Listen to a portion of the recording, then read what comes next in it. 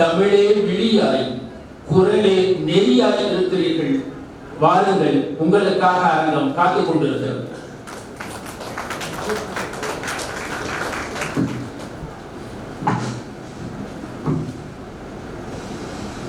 தலைவர், சிறப்பு விருந்தினர், மற்ற விருந்தினர்கள் உள்ளிட்ட அனைவருக்கும் என்னுடைய இனிய வணக்கம். இந்த அரங்கம் எதனால் நிறைந்திருக்கிறது? அன்பால் நிறைந்திருக்கிறது. அப்படி அன்பால் நம்மை நிறைய வைத்த அண்ணன் அன்பு அவர்களுக்கு இந்த அரங்கம் எழுந்து நின்று கேட்கும்படி என்பதை கேட்டுக்கொள்கிறேன்.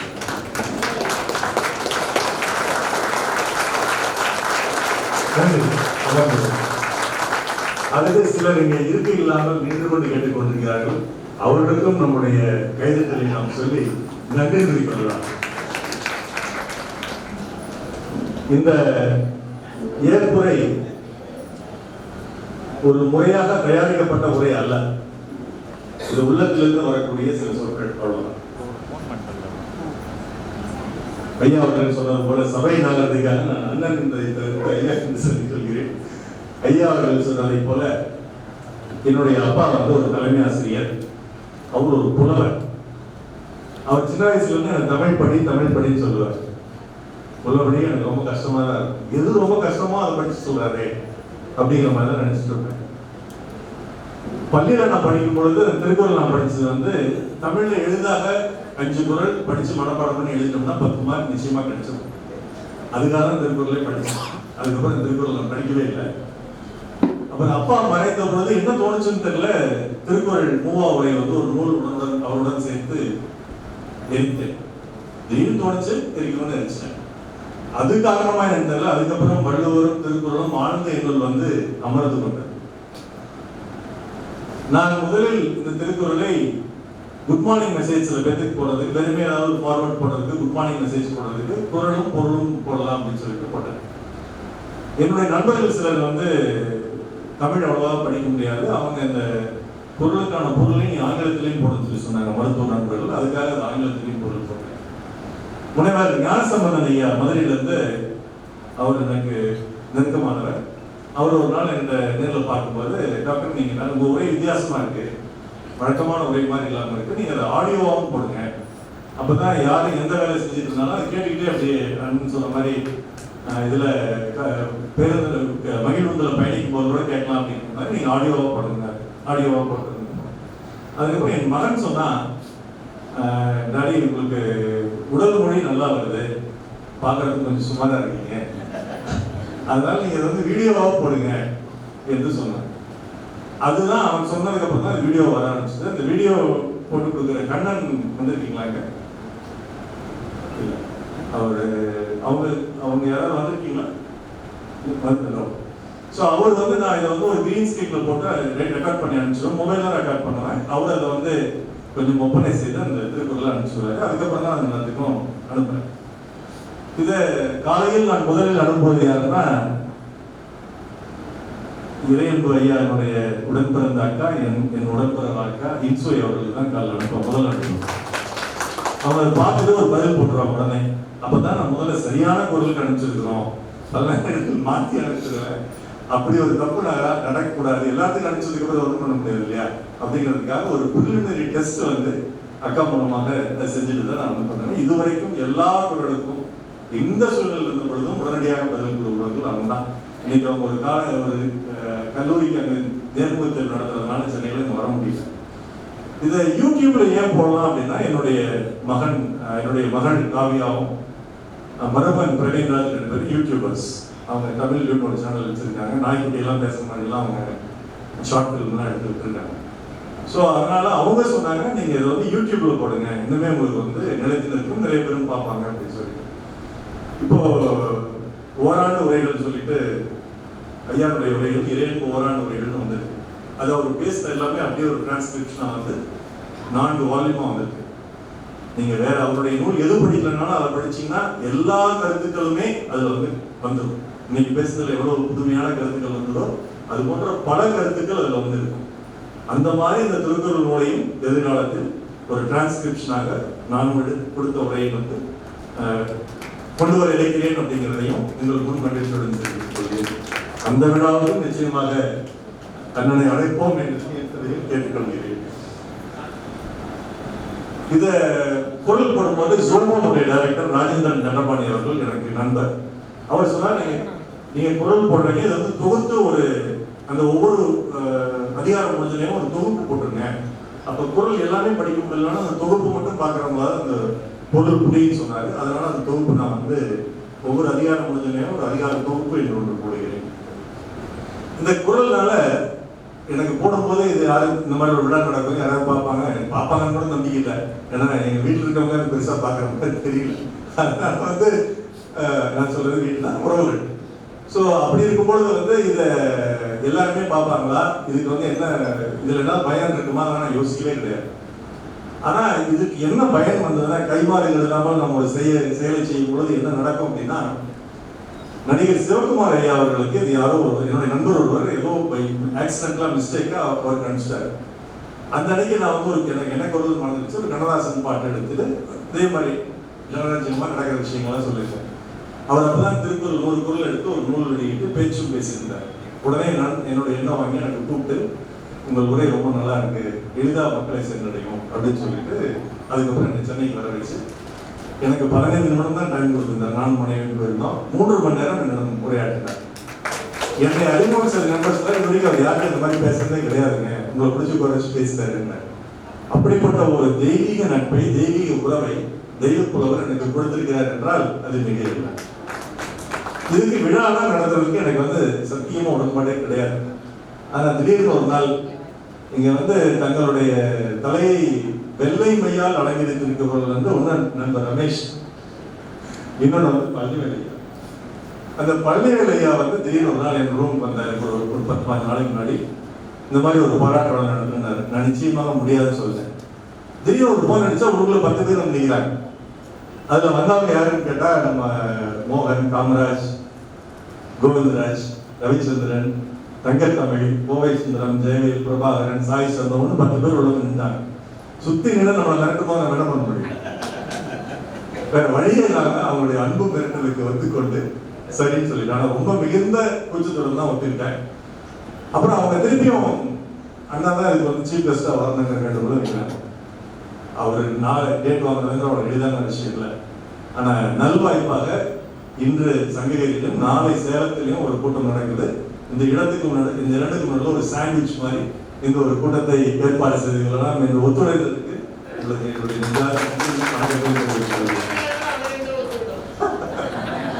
இது இன்னும் பெருமை. மிக்க நன்றி. ஐயாவுடைய அப்பா அம்மா 2 பேரும் முதல் அந்த கிளினிக் வந்த அந்த நினைவு எனக்கு இன்னும் படியமாம் என்று பெருமைங்கிறது குரல் நான் எடுத்து சொல்லும்போது அவங்க 2 பேர் தான் சொன்னேன். 2 பேர் வந்தாங்க. எங்க மருத்துவர்கள், எங்க ஊழியர்லாம் இருக்காங்க.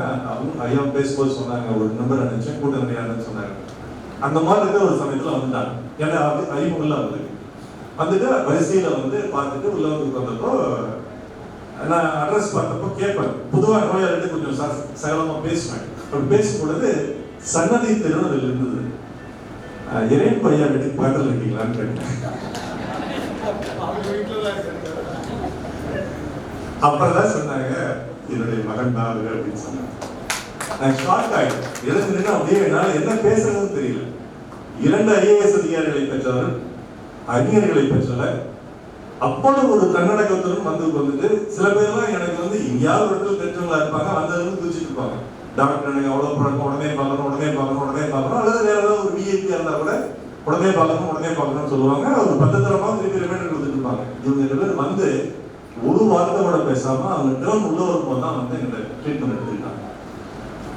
அம்மாவுடைய கண்ணுக்கு சரி, அப்பாவுடைய கண்ணுக்கு சரி எனக்கு அறுவை சிகிச்சை பாக்கியம் கிடைச்சு. அதுக்கப்புறம் என்னுடைய பழைய கிளினிக் அஜந்தா புக் சென்டர் பகுதியில் இருந்தது. அந்த கிளினிக்கு என்னை பார்க்க வேண்டும் என்று அண்ணா அவர்களையும், திருப்பூர் அண்ணா அவர்களையும், அவருடைய மனைவியும் அவங்க WHO ஒர்க் பண்ணாங்க. அந்த தூண்டு என்னோட ரூமே 10க்கு 10 தான் இருக்கும். அங்க எல்லாத்தையும் கொடுத்தாங்க. எனக்கு கையும் ஓடல, காலும் ஓடல. அந்த மாதிரி அவ்வளவு பாசத்துக்குரியவர் அப்பா. அவர் வந்து மறையும் காலம் வரை நான் சேலம் ஸ்டீல் பிளான்ட்ல கன்சல்டன்டா இருக்கனால ஒவ்வொரு திங்களன்றும் நான் ஸ்டீல் பிளான்ட் போறதுக்கு முன்னாடி அங்க போய் அவர்கிட்ட பேசிட்டு, அவர் கடைசி நிமிஷம் பேசுற வரைக்கும் பேசிட்டு இருந்துட்டு அப்படின்னா நான் வந்து தவறாமல் போவேன். அந்த அளவுக்கு ஒரு நெருக்கமான குடும்பம் அது. அக்கா இன்சுவை அவர்களும் சென்னையில் இல்லாத கண்டாக்டர் கிடையாது. ஆனால் இந்த சேலத்தில் வந்து எங்கிட்ட தான் அறுவை சிகிச்சை செய்து கொள்ள வேண்டும் என்று அவங்க செய்து மட்டும் இல்லாமல் அவங்க மாமா கணவருக்கும் செஞ்சு போயிருக்காங்க. ஸோ இதுக்கெல்லாம் என்ன கைமாறு நான் செய்யறதுன்னு எனக்கு தெரியல. இந்த தமிழ் பணி என்று சொன்னார்கள், பல்வேறு அமைப்புகள் இருக்கு அப்படின்னு சொன்னாங்க. இதற்கெல்லாம் நீங்கள் என்னை பாராட்டுவதற்கு பதிலாக என்னுடைய மனைவிக்கு நீங்கள் பாராட்டு கொடுத்தால் சிறப்பாக. ஏனென்றால் குடும்பத்திற்கு நேரம் கொடுப்பதுன்றது எவ்வளவு முக்கியம் எனக்கு தெரியும். அந்த நேரத்தில் தான் சில நேரங்களில் நான் இதுக்கு செலவு செய்ய வேண்டியது இருக்கு. ஆனால் அதுக்கெல்லாம் முகம் சுளிக்காமல் ஒத்துழைத்து எனக்கு இந்த அளவுக்கு ஒரு சுதந்திரம் கொடுத்து, man is not one skill wonder அப்படின்னு சொல்லுவாங்க. மனிதன் எப்பவுமே ஒரு வேலைகளை மட்டும் செய்யக்கூடியவன் அல்ல, அவன் எப்பொழுதும் பல வேலைகளை செய்யக்கூடியவன். ஆனால் செய்யாம இருக்கும். நீங்க உட்கார்ந்து யோசிச்சு பார்த்தீங்கன்னா உங்களுக்கு தெரிஞ்ச விஷயங்களே இன்னும் நிறைய விஷயங்கள் இருக்கும் நீங்க செய்யற பணியை விட. அந்த மாதிரி எனக்கு வந்து பல்வேறு திறமைகள் இருக்கு என்று வெளிக்கொண்டு வந்தவர்கள் நீங்கள். அதற்கு உள்ளபடியே நான் நன்றி சொல்ல கடமைப்பட்டிருக்கிறேன். அண்ணா அவங்க சீஃப் செக்ரட்டரியா இருந்தப்போ எனக்கு நல்லா தெரியும் அப்படிங்கிறதுனால சில பொதுவான விஷயங்கள் தான் சொல்லுவேன். உதாரணமாக ரோட்டரியில இருந்து என்னோட நண்பர்களுடைய மகன் இந்த 4 லைன்ல வரும்போது, சென்னையிலிருந்து வரும்பொழுது அப்பெல்லாம் வந்து ஊருக்கு பக்கத்தில் பார்த்தா 2 லைன் ஆகிடும். திடீர்னு 4 லைன் ஆகிடும். வாடப்பாடி பக்கத்தில் 2 லைனாக இருக்கும், ஆத்தூர் பக்கத்தில் 2 லைனாக இருக்கும், நடுவில் இன்பிட்வீன் 4 லைன் இருக்கும். அந்த மாதிரி வரும்போது சின்ன சேலத்துக்கு வந்து ஆக்சிடென்ட்ல இறந்துட்டாரு. அப்போ ஒரு மெசேஜ் நான் போட்டிருந்தேன், இதை வந்து 4 லைன் ஆக்குவாங்க கண்டிப்பாக ஒரு காலத்தில். பட் அது வரைக்கும் ஒரு மீடியம் போட்டு 2ஆ பிரிச்சுட்டா கொஞ்சம் ஆக்சிடென்ட் குறையும் அப்படின்னு சொல்லிட்டு உடனடியாக அவர் வந்து அந்த துறை சார்ந்தவர்கள் எழுதி எப்பொழுது 4 லைன் ஆகுதுங்கிறத கேட்டு அதை கேட்டு மட்டும் தான் முடிஞ்சு போச்சு. எனக்கு திருப்பி அந்த பதில் நினைச்சு விரைவில் இந்த வேலை நடந்து முடியும்னு சொன்னாரு. அந்த வேலை தான் இப்போ நடந்து முடிஞ்சிருக்கு. நம்ம அந்த 4 லைன்ஸ்ல பல விபத்துகள் தடுக்கப்பட்டிருக்கின்றன, பல உயிர்கள் காப்பாற்றப்பட்டிருக்கின்றன. அது மிக முக்கியமாக இருக்கிறாங்க. அடுத்தது கண்ணதாசனம் எல்லாத்துக்கும் பிடிக்கும். யாருக்கு தான் பிடிக்காம எனக்கு கண்ணதாசன் சொல்ற அளவுக்கு பிடிக்கும். சிறுவடலை பற்றி போனேன், நானே மனைவி தான் போனோம். போனால் அவர் வாழ்ந்த இல்லம் வந்து அப்படியே ஒரே முட்கள் புதர்களும் சூழ்ந்திருந்தது. அது அரசாங்கம் நடத்துகிற இல்லம் இல்லை, பராமரிக்க இல்லம் இல்லை, அவங்க குடும்ப பராமரிக்க இல்லம். இருந்தாலும் பார்த்துட்டு எனக்கு ரத்த கண்ணீர் இருந்துச்சு. ஒரு வீடியோ எடுத்து அனுப்பிச்சிட்டு இந்த மாதிரி கண்ணதாசன் பிறந்த வாழ்ந்த வீடு இருக்குங்க நாங்கள் நினைச்சிருக்கோம். உடனடியாக அந்த உள்ளூர் அதிகாரியை தொடர்பு கொண்டு அதை வந்து கிளீன் பண்ண சொல்லிட்டு அதை பராமரிச்சுட்டு திருப்பி ஒரு போட்டோ எடுத்து நினைச்சேன். அது வந்து பராமரிக்கப்பட்டிருக்கிறது. 3வது அரூர் சாலை. சிலருக்கு ஒரு 6 மாசம் 1 வருஷத்துக்கு முன்னாடி எவ்வளவு மோசமா இருந்தாலும் அரூருக்கு போயிட்டு தெரியும். நடுவில் இறங்க சாலை இருக்கும், முழுசும் குண்டாதான் இருக்கும். அந்த மாதிரி தான் இருந்துச்சு. அப்ப நான் சொன்னேன், தர்மபுரி டிஸ்ட்ரிக்ட்ல அதுக்கப்புறம் நல்லா போட்டாங்க, சேலம் டிஸ்ட்ரிக்ட்ல அது சரியா போடாம இருக்காங்க அப்படின்னு. உடனடியாக அதற்கும் நிவர்த்தி செஞ்சு இந்த மாதிரி பொதுமக்களுக்காக ஒரு மனிதர் ஐஏஎஸ் ஆபீசரா வந்தாருன்னா ஒரு திரைப்படத்தில் வருவாங்க, அப்பா ஒரே பிள்ளையோட நிறுத்திட்ட அப்படின்னு சொல்லிட்டு அரவிந்த் சாமி நடிச்ச படத்துல. அந்த மாதிரி அப்பா வந்து 2 பிள்ளையோட ஐஏஎஸ் படிக்க வச்சது வந்து கம்மின்னு நினைக்கிறேன். இன்னும் நிறைய பேருக்கு ஐஏஎஸ் படிக்க வச்சிருக்கணும் அப்படிங்கிறது என்னுடைய எண்ணம். என்னுடைய ரோல் மாடல்னா இறையன் பண்ணாதான். அதை நான் வந்து மனைவிட்டே சொல்லுவேன். என்ன காரணம்னா, ஒரு ஐஏஎஸ் ஆபீசருக்கு எவ்வளவு வேலை இருக்குன்னு நமக்கு தெரியும். அதை மீறி தமிழ் ஆர்வம், பேச்சில் ஆர்வம். இப்ப பேசினாங்க இல்லையா, ஏதாவது ஒரு நானே குறிப்பு வச்சு தான் பேசுறேன், ஏதாவது ஒரு சிறு குறிப்பு அதுல இருந்துதான் மழை திறந்த வெள்ளம் போல வந்து இதுதான் திருவள்ளுவர் சொல்லியிருக்கான். சொன்னார் இல்லையா, கோடாளன் என்பார் மறவாதான். அப்படி கோடு ஆளுவதற்குரிய ஒரு சக்தி உள்ளவர் இறையன் வழியாளர். அதே மாதிரி ஃபேமிலியும் அவருடைய பையன் மருத்துவர், அவருக்கான நேரத்தையும் கொடுக்கிறார். அப்படி எல்லாத்துக்கான நேரம் கொடுக்கறதும் அவர்கிட்ட நான் கற்றுக்கிட்ட ஒரு விஷயம். இங்கே வாழ்த்துறை வழங்கிய அனைத்து நண்பர்களும் எனக்கு ரொம்ப நெருக்கமானவர்கள். அதில் கோபி சொன்னா எனக்கு வந்து இன்னொரு ரோல் மாடல் அவருன்னு சொல்லுவேன். ஏன்னா பல விஷயங்கள் அவர்கிட்ட நான் கற்றுருக்கேன், அவர் சொல்லுவார் எங்கிட்ட இருந்து கற்றுக்கிட்டேன். ஆனால் 2 பேரும் மாற்றி கற்றுட்டு இருக்கிறோம். அந்த அளவுக்கு ஒரு அற்புதமான மனிதன், மிக நெருங்கிய நண்பர் அவர் என்று வந்து வாழ்த்துறை வந்ததுக்கு உங்களுக்கு நன்றி மகிழ்ச்சி. அடுத்தது ரமேஷ், நான் வந்து கான்டெம்பரரின்னு வந்தோடனே சொன்னோம், நீங்க கண்டெம்பரரி 2 பேருமே கண்டாக்டர், நீங்க கண்டெம்பரரி இமீடியட்டாக அண்ணன் அவர்கள் சொன்னாங்க. அவளுக்கும் திருக்குறள்கள் நிறைய ஈடுபாடு உண்டு. திருக்குறள் நூல் எழுதியிருக்காரு, 2.0 எழுதியிருக்காரு. ஓடும் நதி ஓசை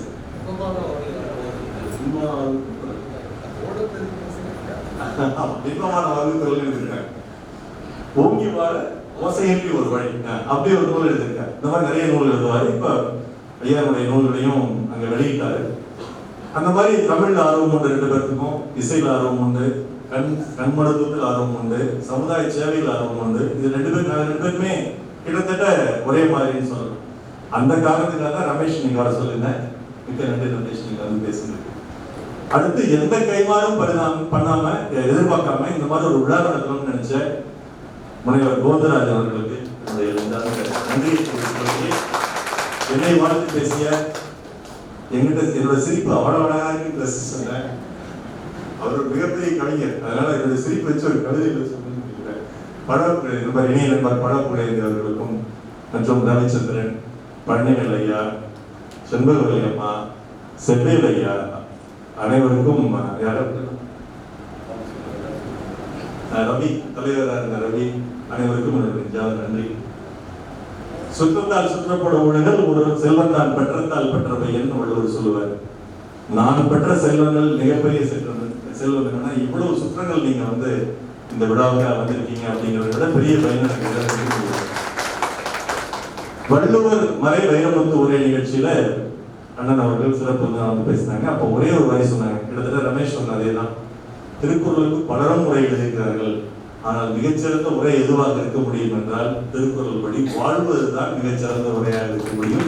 நாம் ஒவ்வொருவரும் அந்த உரையை எழுதலாம் அப்படின்னு சொல்லியிருந்தாங்க. இப்போ இறையன் பண்ணாங்க ஒரு கவிதை எழுதியிருக்கேன், அதை மட்டும் படிச்சுக்கேன்.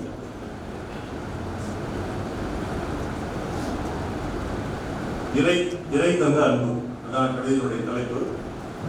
அன்பர்களுக்கு கவிதை எழுதிய விரல்கள் முதலாய் நடுங்கின. ஏன் என்று கேட்டபோது அவை சொல்லின, அன்பர் வேறு அண்ணன் வேறு என்று. தாய் தராத தமையன் உறவை தமிழ் தந்தது. எனக்கு அண்ணன் கிடையாது. தாய் தராத தமையன் உறவை தமிழ் தந்தது. தன்னலம் பாரா அண்ணன் இவர் என்று சொல்ல வைத்தது. தசரதன் மைந்தர்கள் குமரோடு சேர்த்து சுக்ரீவை நினைத்து 60 ஆனோர் ராமன் காலையில். பைங்கிழி, இன்சுவை, திருப்புகழ், இறையன்பு, அருட்புணல் என 5வராக பிறந்து என்னையும் உறவாக்கி 60ஆக உருவானது சன்னதி வீதி. சரியாகத்தான் பெயரிட்டனர் சன்னதி தெரு என்று. அறிவு கோயில் உள்ள தெருவை வேறு என்ன பெயர் கொண்டு அழைப்பது? பிள்ளைகள் ஈன்ற அம்மா பேபி சரோஜா கருப்பைக்கும் பெயர்கள் கொடுத்த அப்பா வெங்கடாச்சலம் சிந்தனைக்கும் தாழ்வணைந்து வணங்கும் தமிழ் கூறும் நல்லுலகம். அதை உறக்கச் சொல்வதில் எமக்கில்லை ஏதும் தயக்கம். அறிவு சார்ந்த மக்கள் வாழ்ந்த இல்லம் அருளகம். அவங்க வீட்டு பேர் அருளகம். அதனுள் என்னையும் விழுத்தது அவர்கள் அன்பகம். மூளைக்குள் சுற்றுலா எழுதிய இவர் மூளைக்குள் சுற்றுலா செல்ல ஆசை. மூளைக்குள் சுற்றுலா எழுதிய இவர் மூளைக்குள் சுற்றுலா செல்ல எனக்கு ஆசை. எல்லோருக்கும் இருப்பது ஒரு மூளை, இவர் உடலில் மட்டும் செல்கள் ஒரு மூளை. மூளைக்கு தலைமைச் செயலகம் என்று ஒரு பெயர் உண்டு. தலைமைச் செயலகத்தின் தலைமை செயலாளரானால் பெரும் புகழ் உண்டு. இருதயத்தில் சுத்த ரத்தம் அஸ்த ரத்தம் கலந்திருக்கும் என்பது மருத்துவ விதி. இருதயத்தில் சுத்த ரத்தம் அஸ்த ரத்தம் 2ம் கலந்திருக்கும் என்பது மருத்துவ விதி. இவர் இதயத்திலும் சிறை தமனிகளிலும் மட்டும் எப்படி ஓடுது சுத்த குருதி. இவர் இதயத்திலும் சிறை தமனிகளில் மட்டும் எப்படி ஓடுது சுத்த குருதி. பல நாள் அருமையாக பேச முடியும், சில நாள் சிறப்பாக சிந்திக்க முடியும், வெகு சிலரால் மட்டுமே சிந்தித்து எழுதவும் பேசவும் முடியும். இவரால் மட்டுமே இவர் சிந்தித்ததை மற்றவரையும் பேச வைக்க முடியும். தலைமைச் செயலகத்தில் வீற்றிருந்தேன் அண்ணன் அறையில் 5 நிமிடங்கள். தலைமைச் செயலகத்தில் அண்ணன் அறையில் வீற்றிருந்தேன் 5 நிமிடங்கள். அவர் படித்த வேகம் பார்த்து பயந்து போய் எழுத்துகள். அவர் படித்த வேகம் பார்த்து இந்த ஒரு படத்துல ரஜினிகாந்த் படிப்பார், பாப்பா அந்த மாதிரி அவ்வளவு வேகமா அந்த ஃபைல பாக்குறாரு. ரவிசங்கர் கூட சொன்னார், ஒரே அன்னைக்கு மாலைக்கே அதுக்கு வந்து அந்த ஃபைல்லாம் முடிஞ்சு போயிடும் அப்படின்னு. அந்த ரெட் டேபிசம் நான் பார்த்ததே இல்லை. சிலர் மட்டும் அன்று படித்தனர் ஐஏஎஸ் ஆசை கொண்டு. பலரும் படிக்கிறது இன்று இறையன்பு போல ஐஏஎஸ் ஆக வேண்டும். அன்பு கொண்ட இறையை உணர்ந்துள்ளோம் பரம்பொருள் நம்புவர். அன்பு கொண்ட இறையை உணர்ந்துள்ளோம் பரம்பொருள் நம்புவோம். இறை கொண்ட அன்புவை கண்டு கேட்டு படித்து உணர்கிறோம். கருப்பொருள் நம்மவர். சேலத்துக்கார். சேலம் என்றால் மாம்பழம், சேலம் என்றால் இரும்பாலை, சேலம் என்றால் பட்டுடை, சேலம் என்றால் வெள்ளி என்பதெல்லாம் அந்த காலம்.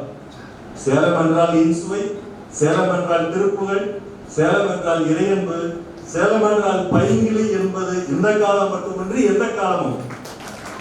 பலருக்கும் சூட்டுகின்ற பெயர்கள் பலருக்கும் சூட்டப்பட்டிருக்கும் பொது பெயர்களால். போற்றலும் தூற்றலும் போகும் பொது பெயர்கள். அந்த கந்தசாமி எப்படி பண்ணாரு, கந்தசாமி நீங்க தப்பா நினைச்சுக்கூடாது. அந்த கந்தசாமி எப்படி பண்ணாரு, இந்த ராமசாமி எப்படி பண்ணாருன்னு சொன்னா எந்த கந்தசாமியோ எந்த ராமசாமியோ நமக்கு தெரியாது.